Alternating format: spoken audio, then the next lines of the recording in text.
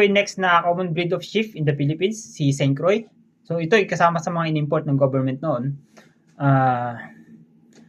Native siya sa US, Virgin Islands, and they are domestic for primarily for meat production. And they do not grow yung wool fleece. And naturally, they shed their coat because they are considered as a hair sheep. So pagka hair sheep, usually nagsished sila ng sarili, so hindi mo na sila kailangang i-shear. So yun nga, hair coat sila, pero mix siya ng thick coat with hair.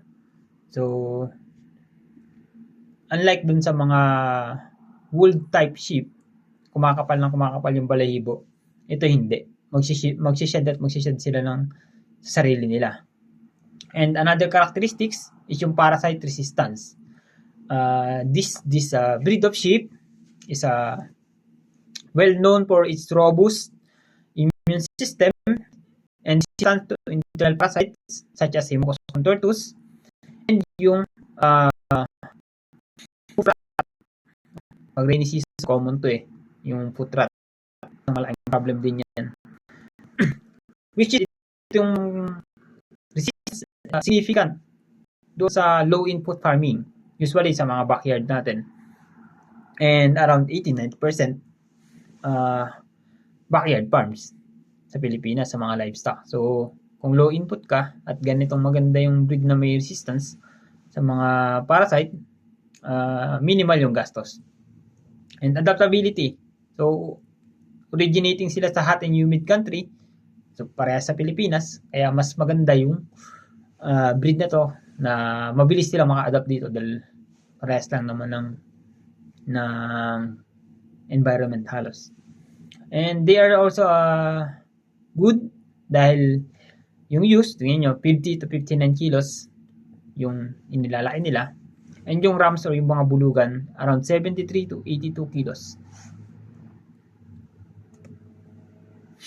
Next is yung reproduction. They are very or highly prolific.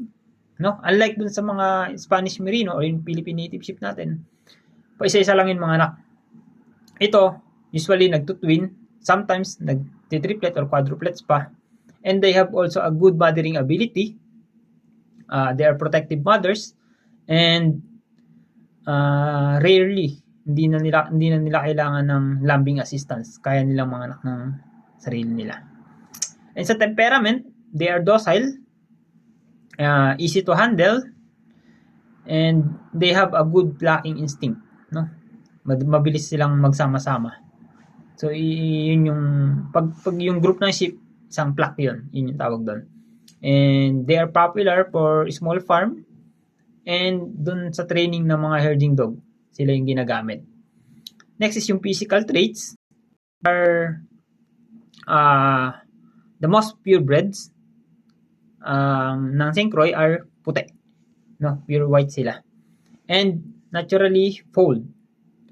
Though some variations, meron yung iba may mga brown or pero usually puti. And yan, walang sungay. Ito sa bulugan, para silang leon Yan yung isang magandang characteristics niyan. Next is use nila. Usually gamit sila for meat production, yung St. Croix. Pero pwede rin silang pang milk production. Yun nga, hindi lang popular dito sa atin, and siguro wala pa ako nakitang nag-practice ng milking sa sheep sa atin. And they are good grazing and browsing. So wala silang pili, no? Kinakain nila. Unlike sa kambing, browser lang yun, sa taas lang. Sila, they are browse and graze. So maganda silang panglinis ng mga pang-intercrop, no? Panglinis ng mga nyugan, ng mga manggahan. And sa conservation status naman ito, sila ay watch breed because they are rare heritage breed.